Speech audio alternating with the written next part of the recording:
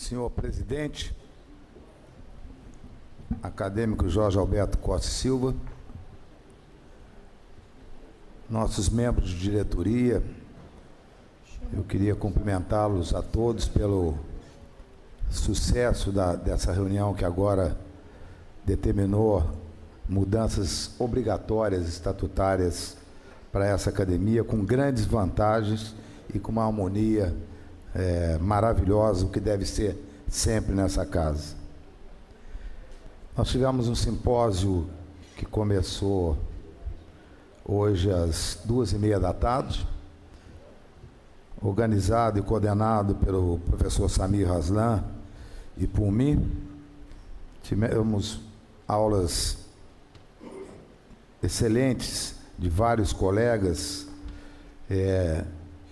e coordenado e moderado pelo acadêmico Otávio Vaz, e agora o acadêmico Celso Portela vai coordenar essa segunda etapa de pancreatites, onde eu e o professor Samir Haslan faremos duas apresentações para vocês. Então, boa noite e muito obrigado pela presença dos excelentíssimos senhores acadêmicos e de nossos convidados.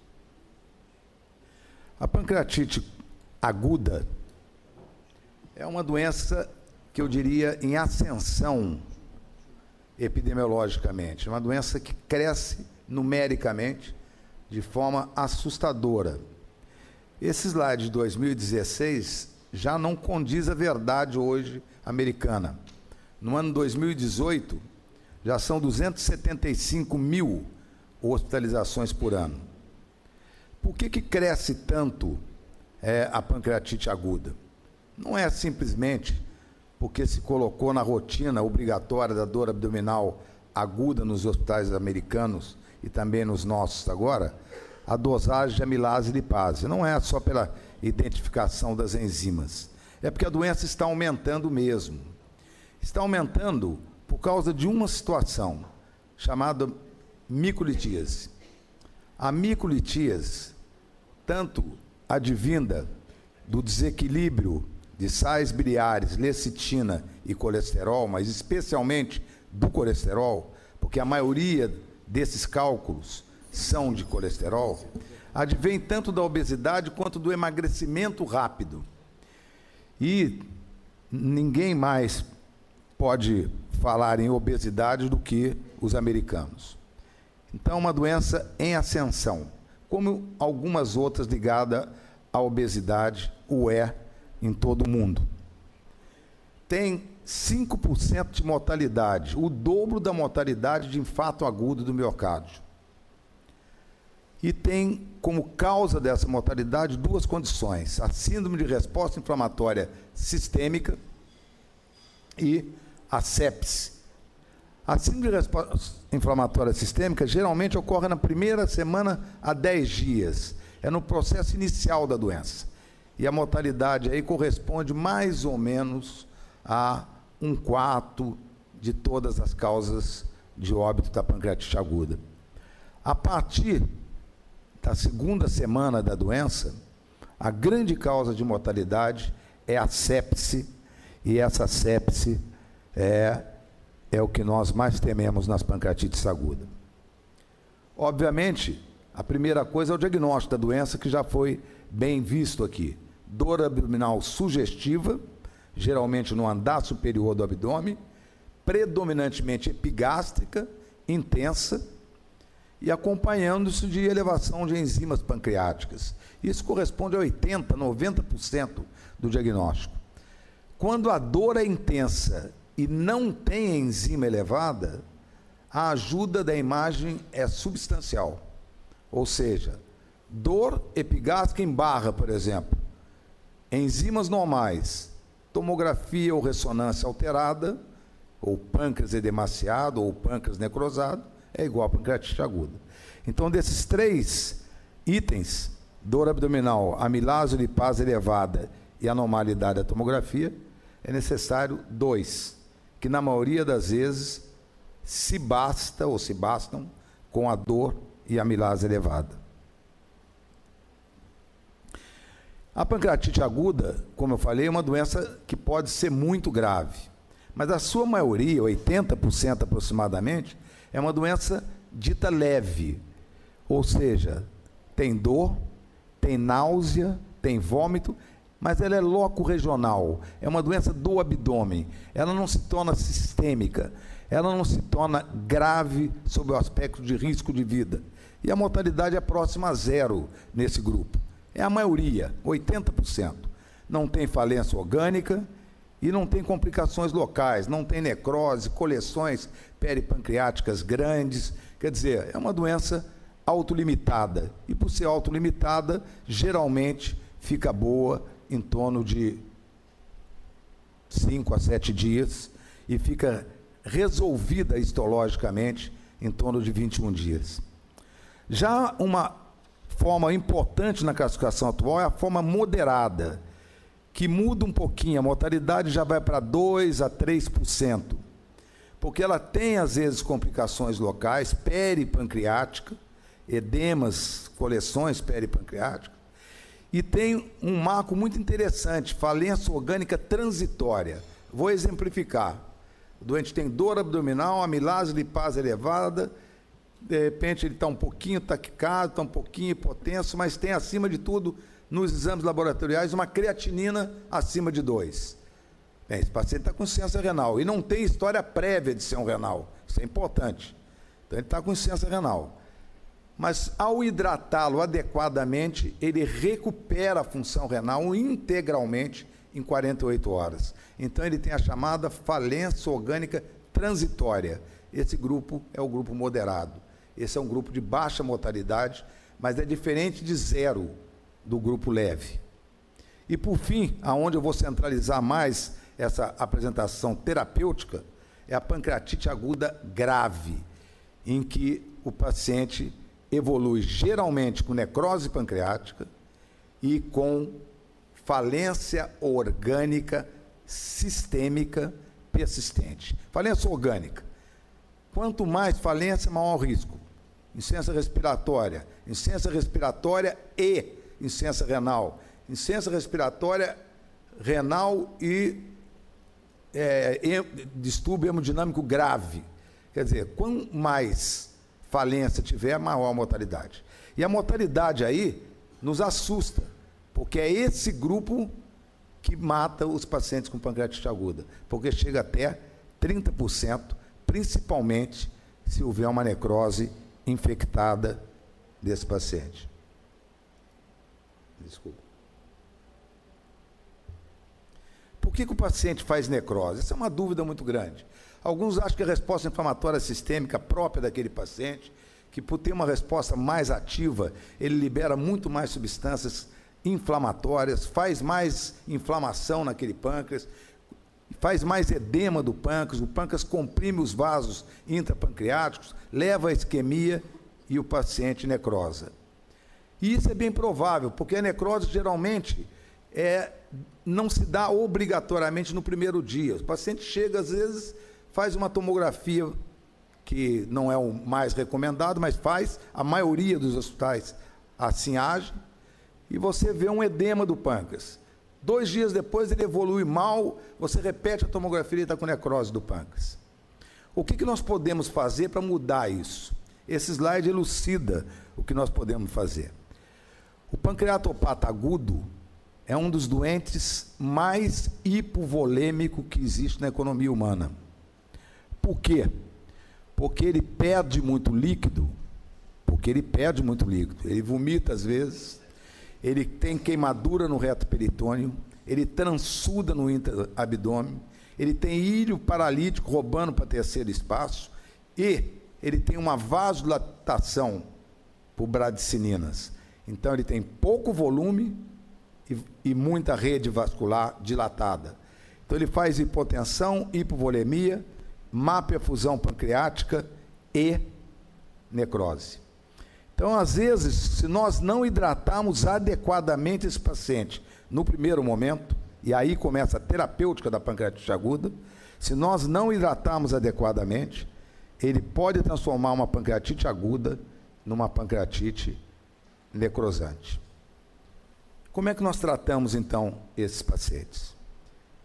Ele chega no pronto-socorro ou na emergência de um hospital privado qualquer e nós identificamos que ele tem uma pancreatite aguda, independente do que ele tem como substrato anatômico, não tem tomografia, não tem nada.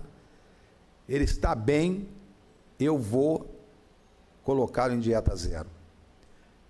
Isso começa a ser discutido na literatura, se na forma leve não poderia alimentá-lo precocemente, mas na minha opinião pessoal, não, porque a doença é indefinida até o terceiro, quarto dia. Dieta zero, hidratação venosa generosa. Hidratação generosa não é hiperidratação.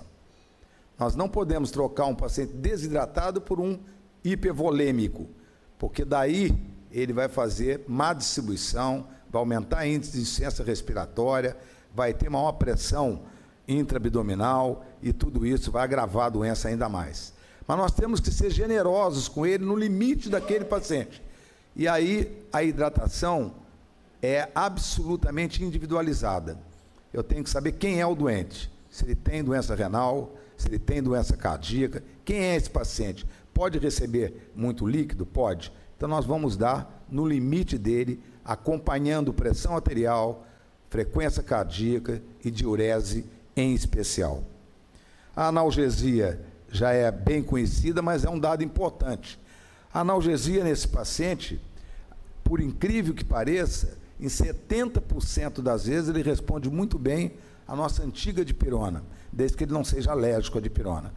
Se não responde bem à dipirona, daí, infelizmente, temos que usar alguns opioides, eventualmente um tramal e tal. Mas o tramal, o tramadol, ele aumenta um pouco a distensão abdominal, diminui peristalse, às vezes melhora um lado, mas piora o outro. Então, se puder controlar com analgesia menos opioide, é o ideal.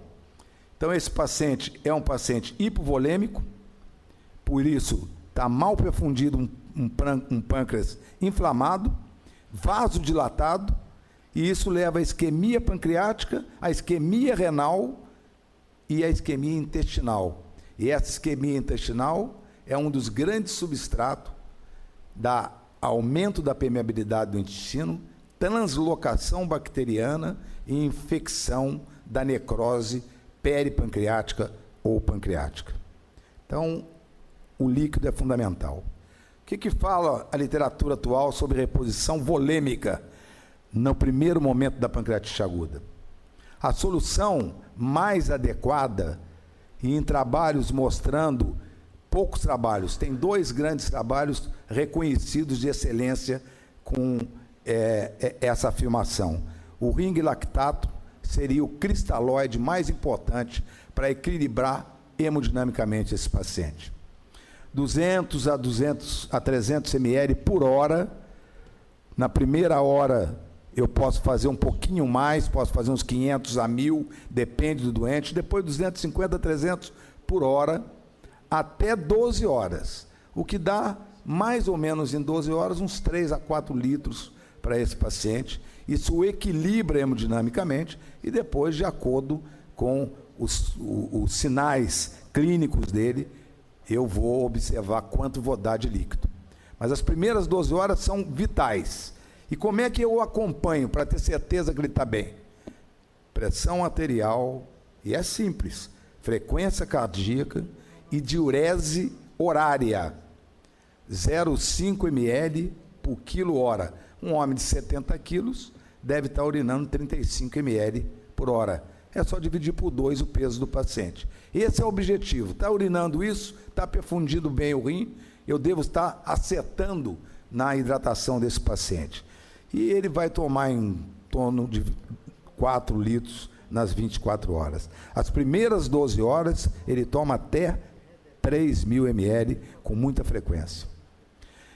Quando se compara na literatura ring lactato com as outras soluções salinas, especialmente a solução cristalóide mais conhecida, o soro fisiológico, depois de 24 horas, avaliando PCR e evolução para síndrome inflamatória, síndrome de resposta inflamatória sistêmica, diminui muito mais, consideravelmente, nos pacientes que tomam ring lactato. Então, o ring lactato é o escolhido.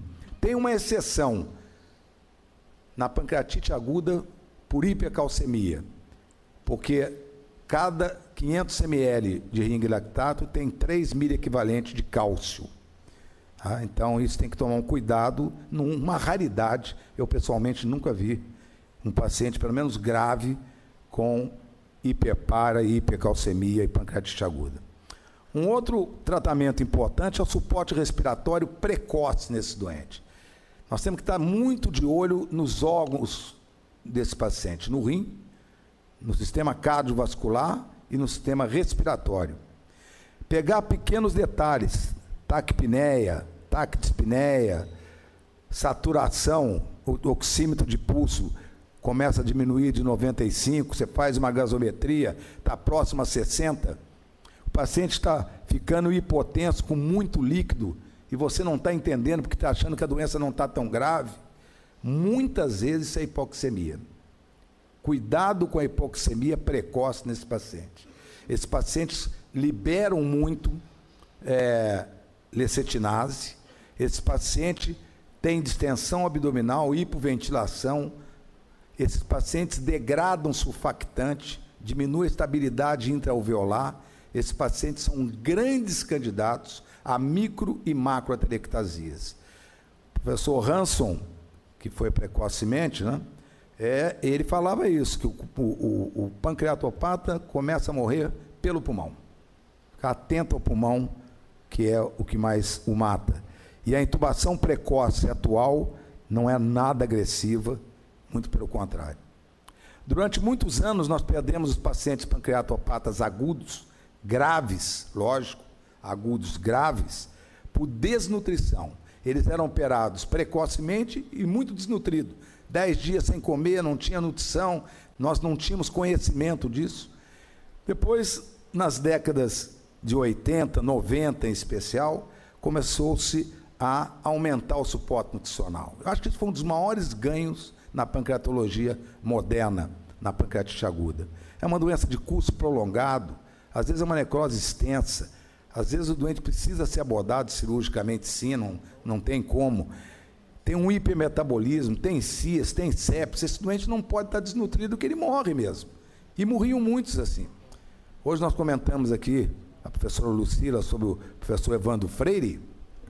Professor Evandro Freire, eu trabalhei muito com ele uma época no Getúlio Vargas e também fui aluno dele no Fundão, na residência médica, e convivi muito com o professor Evandro Freire. E ele chegou a publicar um artigo de mortalidade de 50% na pancreatite aguda grave. Isso era real, porque os doentes chegavam muito desnutridos, né? Chegavam operados já, operavam um doente muito inflamado. Isso não se faz mais, o professor Samir vai falar isso com a propriedade que detém. Então, como é que nós tratamos esses doentes graves? Ele não pode usar a via oral, ele tem uma extensa ilho paralítico, ele está grave. Eu vou optar por uma das duas vias, ou parenteral, né, ou enteral. E na enteral, deve-se ultrapassar o duodeno, pelo menos. A literatura atual fala que isso não é tão importante, mas no grave é. Ela estuda isso muito no não grave. No não grave, eu acho que vai caminhar para a precocidade da dieta oral. Eu acho que vai mesmo. Mas no não grave, no grave, não dá. Ele faz ilho paralítico tão grande, às vezes, que há um edema da cabeça do pâncreas, um espasmo do duodeno, que você não consegue nem passar a sonda enteral. Né? Quantas vezes nós usamos o professor Graçomar Machado para localizar a sonda enteral no lugar mais adequado. Entre enteral e parenteral, a enteral é melhor. Por quê? Porque ela é bem tolerada, tem poucos efeitos colaterais e ela nutre o enterócito. E nutrindo o enterócito, diminui a translocação bacteriana e aumenta as defesas intestinais. E tem 5 vezes menos custo. Mas se o doente vomita, se o doente passa mal, se eu não consigo passar a sonda adequadamente, lógico que a parenteral passa a ser uma opção extremamente importante. A sonda deve ser localizada nessa região, depois do duodeno. Esse é um doente nosso antigo, de 1999. E a nutrição, então, no resumo, na pancreatite aguda leve, dieta zero por 3 dias é o suficiente na maioria das vezes, realimentação com líquidos claros e sempre, no meu ponto de vista, hipolipídica. Já o grave, nutrição parenteral por volta do 3º, 4º dia. E se eu não conseguir nutrição parenteral ou enteral, e se eu não conseguir a enteral, eu tento deixar pelo menos 10 ml pingando na sonda enteral por dia de substâncias, de oligoelementos, para tentar nutrir e evitar a translocação bacteriana. E o uso a via parenteral. Não se tem reposição enzimática nenhuma, óbvio, só depois, esse doente não está se alimentando, e o uso do IBP não é para melhorar a pancreatite, o uso de IBP para evitar lesão aguda de mucosa gástrica e hemorragia digestiva, que é um complicador não incomum da pancreatite aguda. Um detalhe que eu não tenho visto na prática, ainda descrito em alguns artigos na literatura, é o doente que está instável e você não está entendendo. O que se recomenda é dosar o cortisol plasmático, porque às vezes são doentes que, dada a grande inflamação, que é a doença pancreática aguda, ele consome muito cortisol e a suprarrenal entra em falência aguda. Esses casos, com cortisol baixo, merece, com cortisol baixo, sem a dosagem de cortisol não, merece a reposição por hidrocortisona. O tema que continua muito debatido na literatura, e nosso querido Samir Haslan tem uma grande experiência nesse tema, é em que momento usar antibiótico numa doença que pode atingir índices na pancreatite aguda grave, voltando a ela, tão alto quanto 70% de infecção. Esses pacientes usam antibióticos em que situação? Eles podem usar profiláticos, isso é uma discussão eterna e nós vamos abordá-la. Ele pode usar numa infecção pancreática, é uma das infecções, nós também vamos mostrar, bem difícil de diagnosticar. Ou pode usar infecções extrapancreáticas. Ninguém está livre de ter uma infecção do pulmão, do rim, em vigência de uma pancreatite aguda. Nós sabemos que na maioria das vezes é polimicrobiana, então tem que ter um amplo espectro. Como é polimicrobiana e tem que ter um amplo espectro, o estudo mais interessante da literatura, e um dos mais importantes, é de um italiano chamado Pedrazzoli, responsável por esse trabalho, em que ele observou em nível inicialmente experimental, depois em ser humano, a concentração de inúmeros antibióticos no pâncreas inflamado. E ele observou que o grupo dos carbapenens é que tem maior concentração. É o meropenem e o imipenem em especial. O segundo grupo são as quinolonas. Então, nesses doentes em uso de antibiótico, nós que vamos usar para o pâncreas, é um uso até 21 dias no máximo. Imipenem é a droga de preferência, ou meropenem, 500 mg endovenoso de 8 a 8 horas. Ou associação de ciprometronidazol, que no nosso meio é muito importante. Por quê? Porque não são, os hospitais públicos não têm, na sua maioria, imipenem. Não tem mesmo. Então, são essas duas opções terapêuticas. Quanto a começar precocemente o antibiótico, a conclusão da literatura, eu vou para a conclusão, porque os trabalhos são inúmeros, diz o seguinte: não houve diferença na incidência de infecção ou mortalidade com o uso precoce de antimicrobianos. Chegou, tem uma doença grave, vão dar antibiótico? Não. Hidrata o paciente, arruma a casa primeiro, porque não tem... A CIAS é muito parecido com a sepse. Hidrata, arruma a casa, deixa o doente inteiro. Não começa dando antibiótico. O antibiótico não trata pancreatite nenhuma, trata infecção. E a infecção é diagnóstico difícil. E, além disso, o uso precoce de antibiótico leva a infecções fúngicas. Então, uma situação como essa, uma pancreatite aguda com coleções peripancreáticas e que o paciente está clinicamente febril, com leucocitose, desvio para a esquerda, parecendo ser um doente séptico, taquicárdico, taquipneico, quer dizer, o doente parece ser um doente séptico ou é um doente em cias? Eu não tenho como responder nesse slide. Não tenho como responder. O que eu tenho que fazer? Diagnóstico da necrose pancreática, que não é fácil. O que se recomenda? Hemoculturas, 2 a 3, urinoculturas, punção por agulha fina, dependendo do centro que eu estou, se tem uma boa medicina de intervencionista, se eu tenho segurança naquele grupo. Na imensa maioria das vezes, nós não usamos esse método. E daí sim, eu estou na dúvida, o doente não está bem, já tem 10 dias, 15 dias de evolução, eu vou fazer antibiótico nesse doente. Se eu, por um acaso, culturei tudo, inclusive com punção por agulha, e deu negativo, eu posso suspender até o antibiótico, ou, identificando a infecção, identificando um antibiograma, colocar um antibiótico mais específico. Essa é a punção. Vou mostrar 2 casinhos rápidos para terminar a minha apresentação. Essa é uma doente que nós acompanhamos em 2006, que nos foi encaminhada de Resende, no interior de São Paulo, no interior do Rio. E tinha derrame pleural bilateral, estava mal distribuída, tinha várias coleções intraabdominais, uma coleção maior aqui no corpo do pâncreas, mais ou menos, outra coleção próxima à cabeça e cauda do pâncreas, inúmeras coleções. A pergunta que se faz, essa doente vinha com febre, tinha usado 4 classes de antimicrobianos e continuava mal, muito mal, com leucocitose, nitidamente febril, infectada. Aonde está a infecção aqui?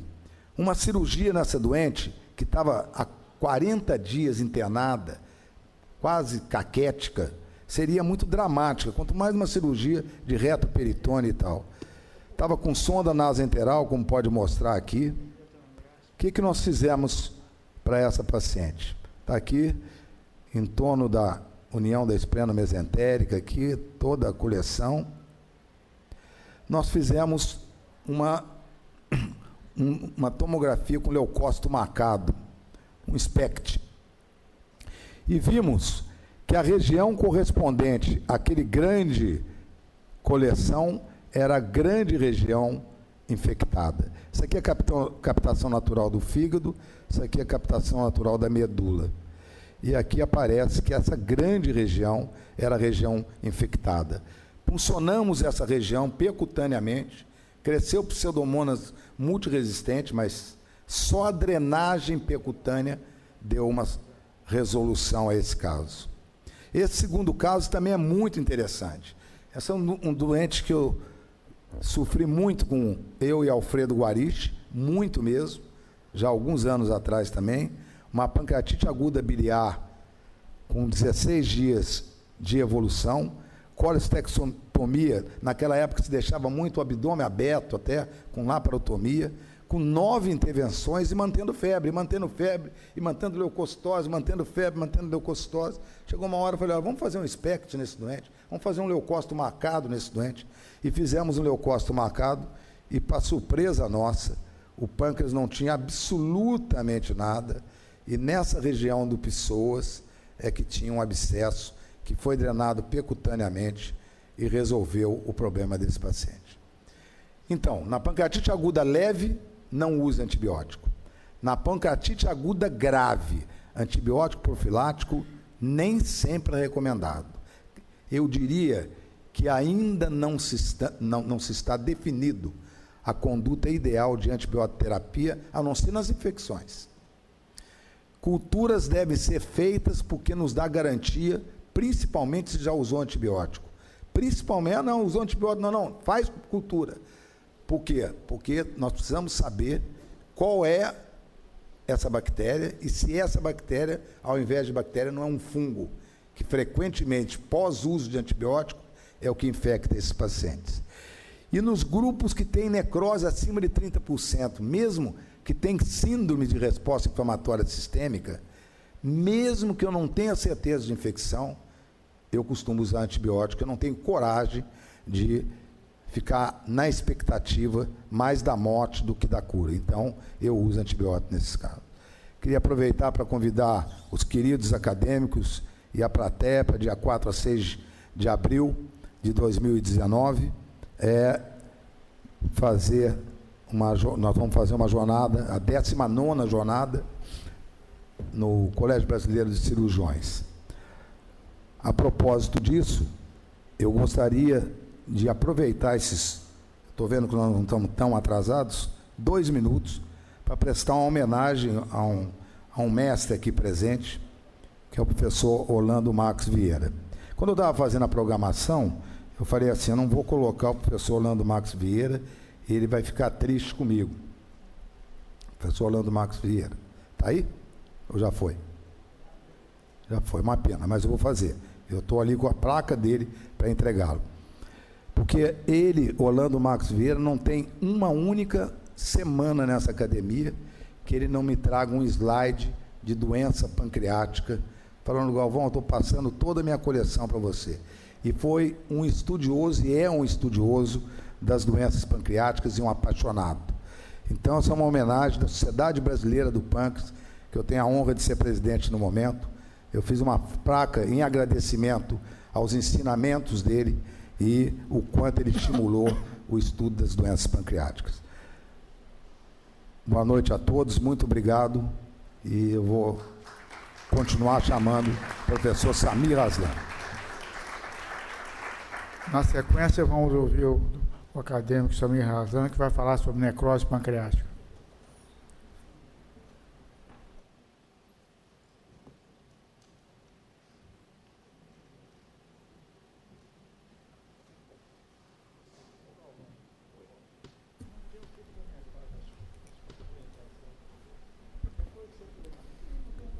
Muito boa noite,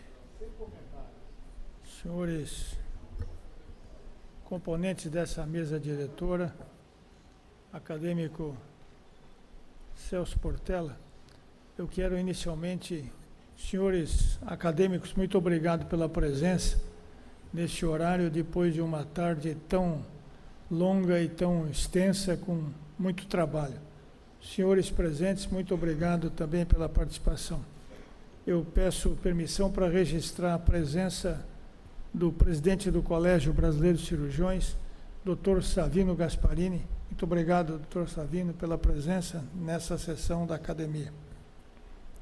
Eu me associo ao acadêmico José Galvão na homenagem prestada, que deveria ser prestada e que foi prestada ao acadêmico professor Orlando Marques Vieira, por tudo que ele representa na história da cirurgia brasileira, pelo seu eterno entusiasmo e pelo seu exemplo de atuação e de conduta como professor, como cirurgião, como médico e como amigo. Eu, nesse final de semana, eu estava navegando na internet e eu acabei encontrando, sem esperar, uma reunião da academia que foi presidida pelo acadêmico Francisco Sampaio, na época presidente, de um curso organizado pelos acadêmicos professor Novellino e Fiorelli, e em que eu falei nesse curso a respeito da infecção em pancreatite. Então, muito dessa apresentação foi fruto daquela apresentação realizada, eu acho que há 2 anos aqui, num curso de urgência por eles organizado. Eu vou falar sobre pancreatite aguda e necrose pancreática ou peripancreática. Primeiro, para dizer que a pancreatite aguda é uma doença que tem etiologias distintas, como foi visto, ela tem formas de manifestações clínicas distintas, ela tem formas anatomopatológicas distintas, ela tem tratamentos distintos e, portanto, os resultados, quando se analisa o resultado da evolução de um doente com pancreatite, esse resultado precisa ser separado de acordo com todas essas particularidades da doença. Colocar todos os resultados numa mesma grade, isso gera dificuldade de interpretação dos resultados. O Dr. Pat Dellinger, que foi presidente da Surgical Infection Society, há alguns anos dizia que, embora a pancreatite não seja uma doença incomum, alguns cirurgiões têm a oportunidade de acompanhar muitos casos. No entanto, poucos são aqueles que acumulam uma significativa experiência no seu tratamento. Há 10 anos, o nosso grupo fez um trabalho que foi publicado na revista do Colégio Brasileiro de Cirurgiões, que foi uma pesquisa nacional sobre condutas na pancreatite aguda. Nós enviamos um questionário para mais de 2.000 cirurgiões, tivemos pouquinho mais de 30% de resposta, e a conclusão desse trabalho que os resultados demonstravam uma ampla variação do tratamento da pancreatite aguda no Brasil. E a pouca experiência dos cirurgiões, em função do pequeno número de casos, e os temas controversos, são fatores principais responsáveis por essa falta de padronização. E, portanto, a realização de um consenso nacional baseado nos novos conceitos e na experiência mundial é crucial para modificar e ajustar essas condutas. Já foi dito aqui que a pancreatite aguda tem várias formas de apresentação. Felizmente, a grande maioria, 85%, 90%, são pancreatites edematosas intersticiais. Apenas 5% a 20% são pancreatites necróticas. E aqui é fundamental diferenciar se é pancreatite necrótica sem infecção ou com infecção. Por quê?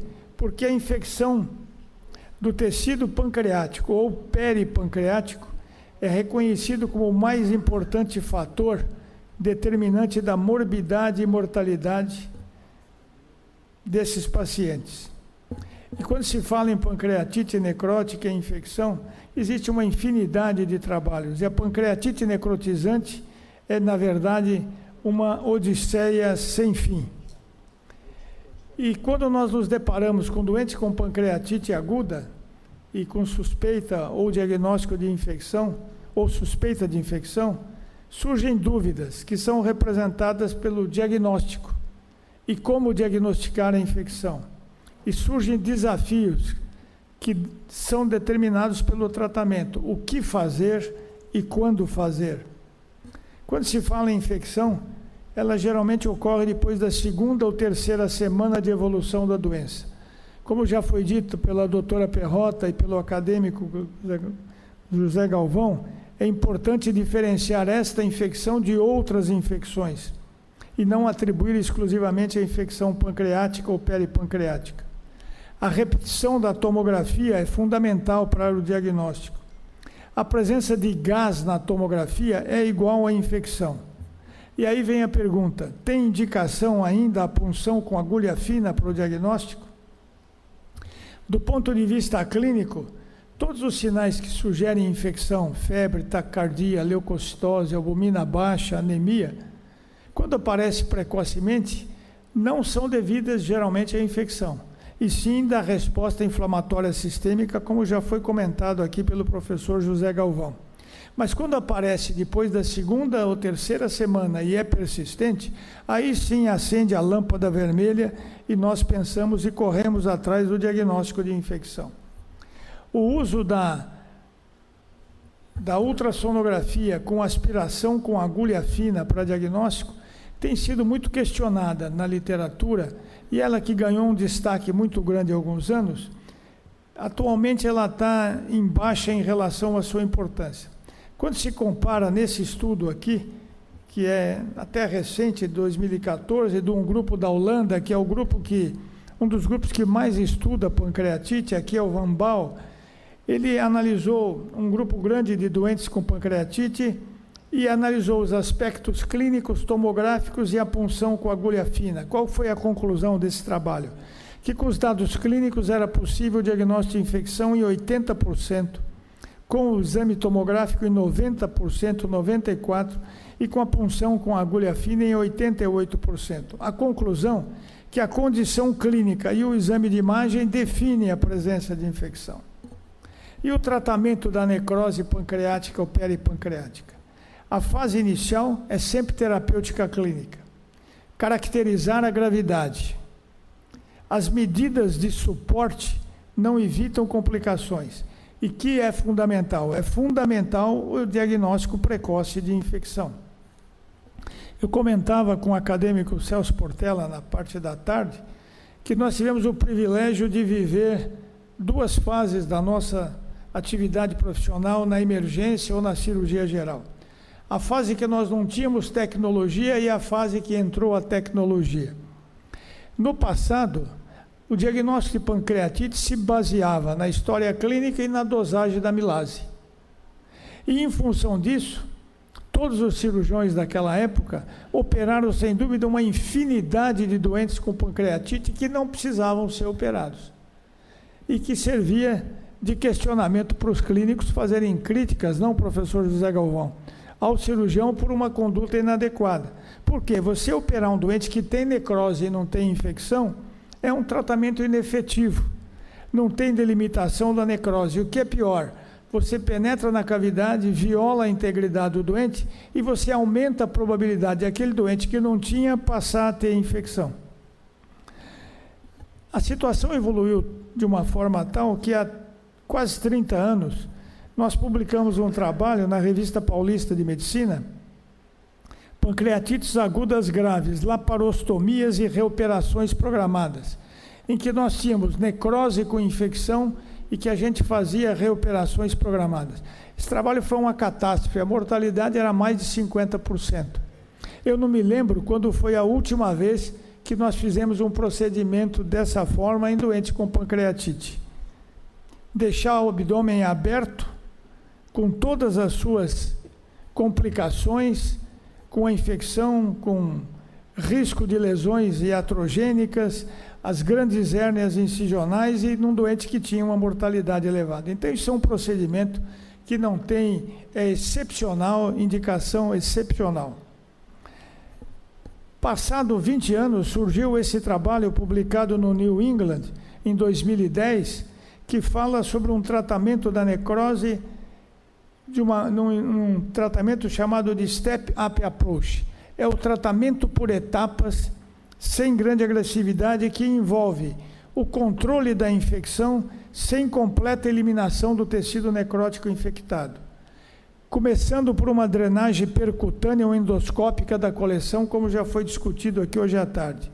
Quando não tem melhora, o doente ganha uma necrosectomia retroperitoneal, como foi comentado pelo acadêmico Portela também hoje à tarde. E esse tipo de tratamento reduz complicações e reduz eventualmente a mortalidade.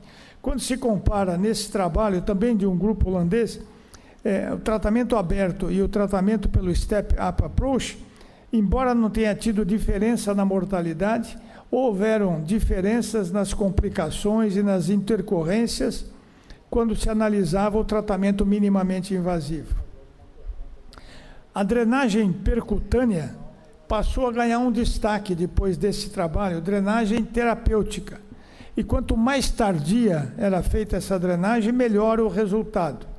Aí vinha a pergunta, quando indicar drenagem, como numa tomografia como essa? Vamos drenar esse doente percutaneamente ou vamos aguardar? Se o doente não tem disfunção orgânica, se ele não está com um quadro infeccioso grave, é melhor esperar e empurrar essa situação mais para frente, que essa coleção se organize para que a gente possa tratar de uma forma mais adequada e com punção. Um outro dado é a drenagem percutânea tem alguns fatores preditivos de sucesso. O tamanho da coleção, a localização da coleção, a condição clínica do doente. E o que nós visamos com a drenagem? Nós visamos a reversão da sepse. Ela é uma ponte para a necrosectomia, que pode ser que a gente faça e pode ser que não precise fazer em função da evolução. Mas como também já foi comentado, a drenagem não é isenta de complicações e uma delas é a fístula pancreática, que pode ocorrer em 30% a 40% desses doentes. Esse estudo aqui é interessante, analisando os fatores preditivos de insucesso da drenagem. em 130 doentes submetidos à drenagem percutânea, ela foi efetiva em 35%.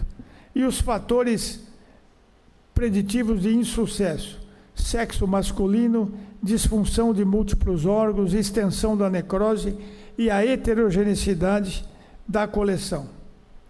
Por outro lado, existem situações que nós podemos ver nesse doente com uma enorme coleção aqui, uma outra coleção aqui e uma coleção na região pélvica aqui embaixo. Esse doente, no passado, ele seguramente seria operado. Ele ganharia um enorme de uma incisão chifopúbica para drenar a coleção superior, coleção inferior, mas ele foi tratado com 3 punções percutâneas e com uma resolução muito boa do ponto de vista de imagem e do ponto de vista clínico. Isso foi uma mudança brutal na evolução do tratamento da pancreatite. Ou esse doente aqui, que também tem múltiplas coleções, que foi drenado do lado direito, drenado do lado esquerdo, mas que não teve uma resposta satisfatória na evolução. Então, o que foi feito? Ampliou-se aquele orifício de drenagem, passou-se um dreno de um calibre maior pelo orifício da drenagem percutânea, chegando na área da coleção, fazendo uma lavagem com aspiração, com retirada de mais de 300 ml de secreção purulenta. E esse doente teve uma evolução favorável. Então, são recursos que nós não tínhamos há alguns anos e que hoje nós temos oportunidade de usar. Ou então, a drenagem percutânea, como foi comentada hoje à tarde também, de acordo com o Step Up Approach. Nesse doente com uma enorme coleção, ele foi drenado percutaneamente, mas não deu resultado. Então, o que foi? Ele foi para o centro cirúrgico, o cirurgião fez uma incisão pequena, direcionada, guiado pela imagem, e drenou fazendo uma necrosectomia minimamente invasiva com uma resolução satisfatória. Esse doente, no passado, nós íamos discutir se nós faríamos uma incisão transversa ou uma incisão longitudinal para drenar essa coleção que é extensa. Já foi comentado também o papel da drenagem endoscópica, que faz parte do Step Up Approach, que fica determinada para doentes que tenham coleções retrogástricas. E os aspectos técnicos e de complicações já foram discutidos. Aí vem a pergunta: é possível tratar necrose infectada sem operação? O Roberto já mostrou hoje à tarde, e existem estudos mostrando que é possível o tratamento conservador e com efetividade em doentes com necrose infectada, quando as condições clínicas são estáveis. Se o doente não tem disfunção orgânica, não está com insuficiência orgânica, ele não está dependente de ventilador, não está dependente de suporte renal, é possível tentar um tratamento clínico sem nenhuma agressividade. E o Roberto mostrou também esse trabalho que foi publicado no Clinics, que nós apresentamos 6 casos de necrose pancreática com gás no retroperitônio que foram tratados só com antibiótico. Hoje nós temos lá no Hospital das Clínicas 11 doentes tratados dessa forma com evolução favorável. Vejam essas imagens aqui.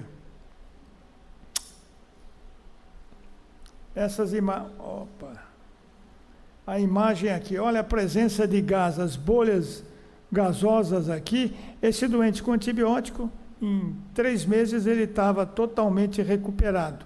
Esse caso, eu não tenho dúvida que há alguns anos eu teria operado esse doente sem pestanejar e sem questionar. Esse era um garoto de 18 anos, na ocasião, e que tinha coleção, foi tratado com antibiótico, melhorou, e um tempo depois ele foi operado para remover a vesícula e tratar a causa da pancreatite. Há alguns anos, acadêmico Portela, eu passava visita no pronto-socorro e foi admitido um doente com uma pancreatite aguda grave, que tinha uma tomografia com gás no retroperitônio e clinicamente muito bem. Ele foi para a enfermaria de retaguarda do pronto-socorro. No dia seguinte nós reavaliamos e discutimos o grupo na visita e decidimos operar esse doente. Ele estava ótimo, estava bem, andando na enfermaria, mas tinha gás no retroperitônio, uma enorme de uma coleção. Ele foi operado, eu não me esqueço desse doente, ele teve uma cisão, uma necrosectomia aberta, com retirada de pus, de material necrótico, tecido necrótico. E o que aconteceu com esse doente? Em 24 horas ele entrou em choque séptico e em 72 horas esse doente morreu na terapia intensiva. Hoje eu tenho certeza que se esse doente não tivesse sido operado, tivesse sido tratado com antibiótico, não teria tido essa evolução. Eu não vou comentar sobre antibióticos, porque o professor José Galvão já comentou. Realmente a contribuição da escola italiana de Verona, o Pedersoli e o Claudio Bassi, foram fundamentais, mas é um tema controverso dentro da literatura.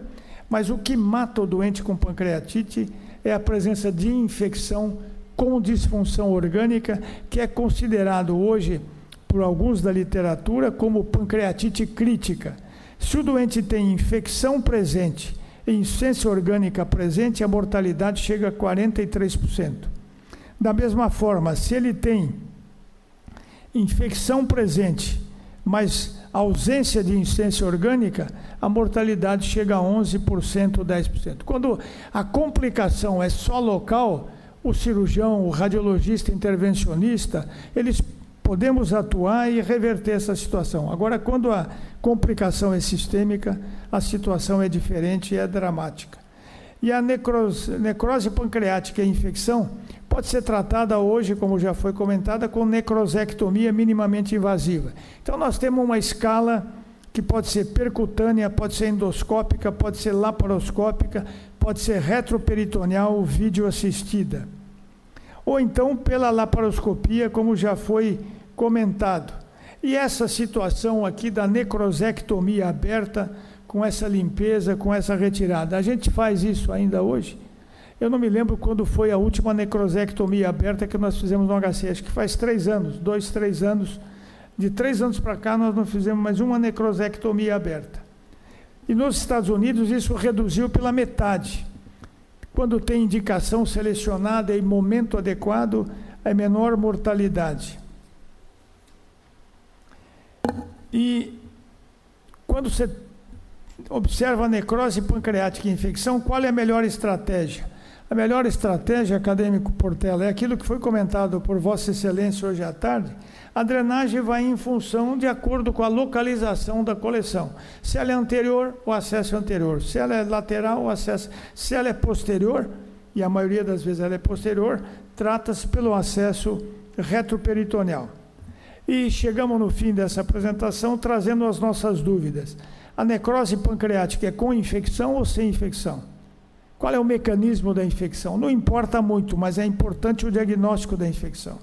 Qual é a forma de apresentação da infecção? Isso é uma outra controvérsia na literatura. Há alguns anos, 3 grandes nomes da cirurgia pancreática, 2 americanos e um alemão, o Hans Berger, alemão, Bradley e Frey, dos Estados Unidos, fizeram um estudo analisando 113 trabalhos de pancreatite com infecção. Eles encontraram 3 ou 4 trabalhos que falavam a mesma linguagem, porque todos eles eram estudos controversos. A tomografia define a presença de infecção, a tomografia seriada define a presença de infecção. A punção percutânea nós já comentamos, e a antibiótico terapia. Eu passei pelas 3 fases, não dávamos antibiótico, passamos a dar antibiótico na necrose e passamos a não dar de novo antibiótico na necrose. Não existe antibiótico profilaxia em pancreatite, porque vai contra o conceito de profilaxia. Quando se fala em antibiótico profilaxia, é um antibiótico antes da ocorrência da contaminação. Quando você introduz, a contaminação já ocorreu, existe necrose, existe líquido na cavidade. E quando você fala em profilaxia, é antibiótico de curta duração, 24, 48 horas.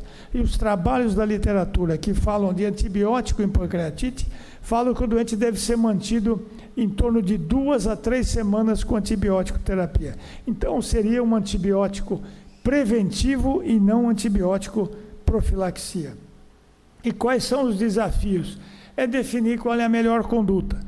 drenagem percutânea guiada por CT, drenagem por via endoscópica, drenagem por videolaparoscopia, acesso extraperitoneal, desbridamento reto-peritoneal videoassistida, sequestrectomia aberta, tratamento exclusivo com antibióticos.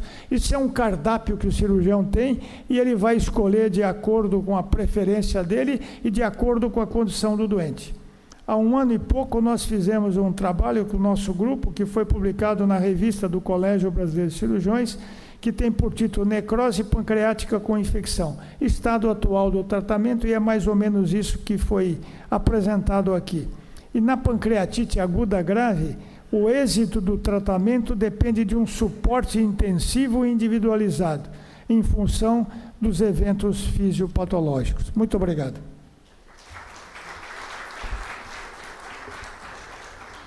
Muito obrigado, doutor Samir. E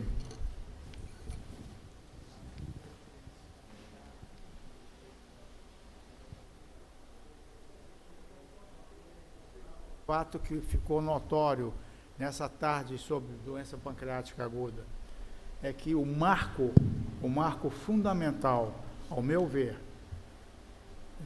no diagnóstico e principalmente no segmento, foi a imagem. O que mudou do nosso tempo para agora, você e eu somos contemporâneos dessa época, dessa pancreatite, que era feita no diagnóstico pré-operatório com a dosagem da amilase e no transoperatório pelos chamados pingos de vela. O cirurgião abria e dizia, era uma pancreatite aguda, grande decepção, grande vergonha, não devíamos ter operado. Isso certamente acabou. A imagem foi o marco que propiciou o diagnóstico pré-operatório e que deu toda essa sequência de tratamento, que foi muito bem demonstrado aqui, tratar-se de um tratamento multidisciplinar, onde figura o apoio clínico, certamente, o intensivista, o cirurgião, o radiologista invasivo e o endoscopista. São esse conjunto de pessoas que hoje em dia devem participar do tratamento da pancreatite aguda, nas suas várias fases. O importante é que o cirurgião seja convocado preliminarmente. É muito frequente, nós sabemos disso, um doente no CTI está progredindo e no final é chamado o cirurgião para drenar um abscesso. Isso está errado. Ele tem que acompanhar do início para saber dar oportunidade e estudar a evolução de algumas coleções que você bem disse, que são coleções anteriormente chamadas migratórias, que desaparecem, e outras que até drenam espontaneamente pela sua vida natural. Eu queria deixar aqui em aberto as perguntas. Dr. Otávio Vaz. A imagem. A imagem é que resolveu.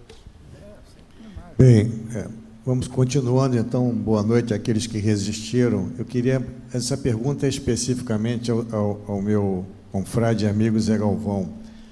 Nós já vivemos essa situação algumas vezes, eu queria a sua opinião e a da mesa. Doentes que estão em nutrição parenteral e que, de repente, o cirurgião é chamado porque o doente tem pancreatite aguda. Olha, esse doente está aqui no CTI e tal, nutrição parenteral, pancreatite aguda. E outro, o doente é na introdução precoce da alimentação enteral naquele doente que pode. Duas complicações que vivemos, não a enteral 3 vezes, a parenteral algumas vezes. A enteral é um doente grave que tem um aporte nutricional, um valor calórico-proteico grande para a sua condição no momento e que ele necrosa o hepatócito. Isso é descrito como uma complicação da enteral, e isso é relacionado ao VCT e à velocidade de infusão. E aí o doente faz pneumatose, algumas vezes pneumoperitônio, e se isso não é corrigido a tempo, ele evolui para necrose intestinal por necrose do hepatócito. Em relação à nutrição parenteral, sempre ficamos intrigados por que a gente, no início disso, não tinha amilase nem lipase elevado e agora estamos tendo com frequência. E numa revisão para esta sessão, encontrei um trabalho muito interessante dizendo que o doente em nutrição parenteral total, que recebe uma carga lipídica grande, ele faz êmbolos lipídicos e isquemia a pancreatite, a elevação de lipase da amilase, por microtrombose e isquemia pancreática. Então, eu queria saber se você já teve a oportunidade de se defrontar com isso, porque isso é uma discussão constante do cirurgião e do nutrólogo, assim chamado atualmente. Excelente pergunta, acadêmico Otávio Vaz. A pancreatite aguda, se você puder evitar, vou falar só primeiro da pancreatite aguda, depois da complicação da nutrição parenteral. Puder evitar a parenteral, deve ser evitada. Não só pela piora da pancreatite, mas pelo índice de sepse que acontece nesse grupo de pacientes. Esses pacientes liberam muito uma enzima pancreática que provoca alteração no endotélio, a elastase pancreática. Essa elastase, quando você tem um catéter para fazer a nutrição parenteral, a nutrição parenteral nesse catéter, a presença do catéter e elastase circulando, aumenta muito o índice de trombose nessa região. E isso aumenta o índice de infecção nessa região e de sepse por catéter.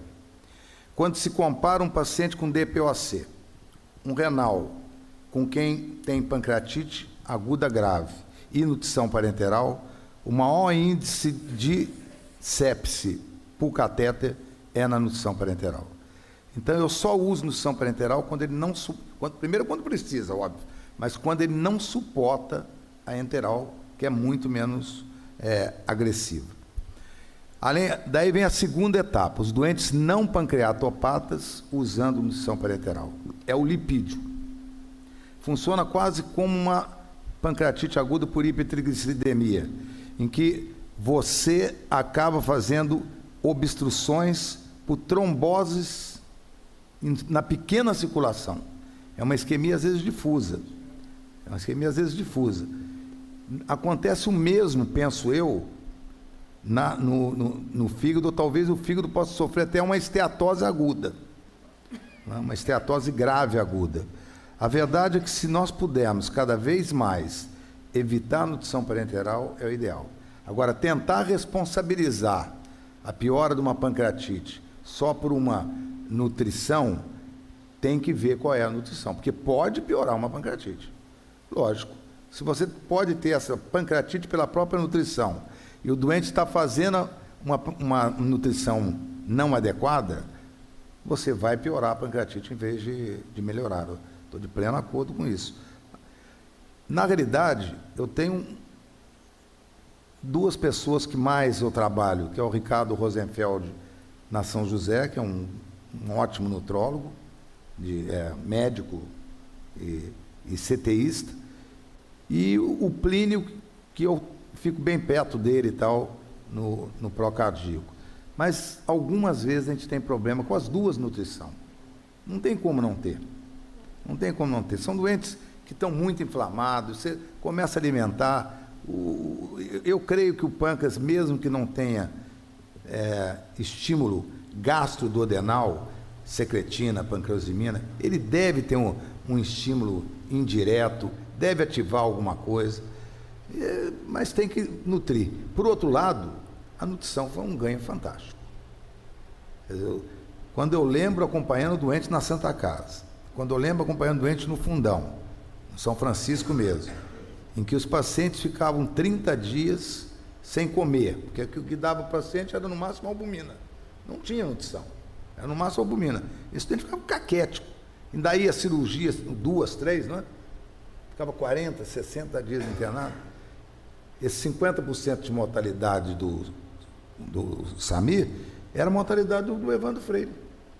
Era uma época que se operava precocemente um doente inflamado, desnutrido. Não tinha como. Mas está coberto de razão. É equipe boa, todo mundo se entendendo, né? Daí aumenta a sobrevida. Doutor Samir quer fazer uma consideração. Eu queria fazer uma consideração sobre a imagem na pancreatite, particularmente a tomografia. o acadêmico Portela falou que foi fundamental realmente a imagem para o diagnóstico. Quantas e quantas vezes nós operamos pancreatite baseado na amilase? A amilase alta não é pancreatite, é pancreatite, e às vezes não era pancreatite, era uma úlcera perfurada. Então, a amilase baixa, então não é pancreatite, e às vezes era pancreatite. E a gente sempre dançava nessa música. Mas hoje, com a tomografia, o que a gente vê é o seguinte: a tomografia na pancreatite aguda tem 3 indicações. Primeira, quando você tem dúvida diagnóstico. Você não sabe se é uma pancreatite, se é um infarto intestinal, se é uma outra afecção abdominal aguda. Então, aí é a indicação. Segunda indicação é no doente que é admitido clinicamente com uma pancreatite grave e você quer definir a fotografia do pâncreas, a extensão da necrose. E outro aspecto, essa tomografia nunca é feita de imediato, na primeira admissão do doente. Isso é pecado capital, o sujeito não entra no reino do céu. Você tem que estabilizar esse doente, melhorar as condições clínicas, hidratar esse doente para depois fazer a tomografia. Não vai mudar absolutamente nada a tomografia nessa fase. Pode fazer com 72 horas, 96. Além do mais, a tomografia num doente hipovolêmico e com contraste, e a tomografia precisa ser feita com contraste para ver a extensão, ela pode agravar a função pancreática e agravar a isquemia pancreática. Então, não, insuficiência renal. Também o rim. E a terceira indicação da tomografia é para se acompanhar e diagnosticar a complicação e definir o que é necrose com infecção e sem infecção. Lamentavelmente, o que eu vejo hoje em hospitais privados, não tem doente que não entra com uma vesícula, com uma pedrinha, que tem uma tomografia edematosa e que ganha uma tomografia. Isso é um dos maiores absurdos que tem, não tem sentido. E o que é pior, às vezes é pedido pelo próprio gastroenterologista ou pelo cirurgião. Então, não tem indicação. Tomografia de prima na pancreatite só tem indicação se eu tenho dúvida em relação ao diagnóstico. Se não tem o diagnóstico, se a amilase está normal ou tem alguma outra suspeita diagnóstica. Então, acho que esse comentário eu acho que é importante para... Acadêmica Mônica Gaudelha. Boa noite a todos. Primeiro, queria parabenizar a mesa pelas excelentes palestras. E a minha pergunta é em relação aos agonistas de GLP-1, né, que nos nossos congressos de endócrino se discute muito se estão associados a um risco maior ou não de pancreatite aguda.